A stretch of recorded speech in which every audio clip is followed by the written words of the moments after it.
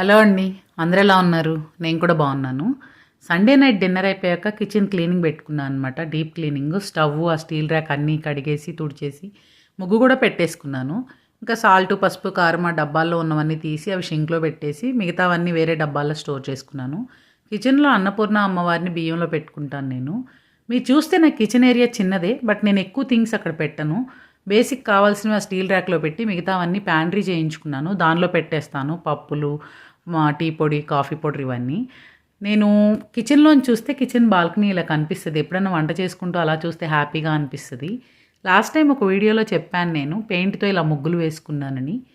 అక్కడ నేను only money ప్లాంటే పెట్టాను అన్ని కుండీల్లో కూడా. అక్కడ ఎక్కువ సన్‌షేడ్ రాదు.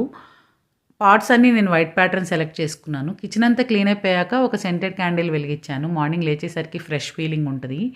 ఏదైనా మనం చేసుకుంటేనే బావుంటది. అది మన హ్యాపీనెస్ కోసం చేసుకోవాలి. ఈ వీడియో మీకు నచ్చితే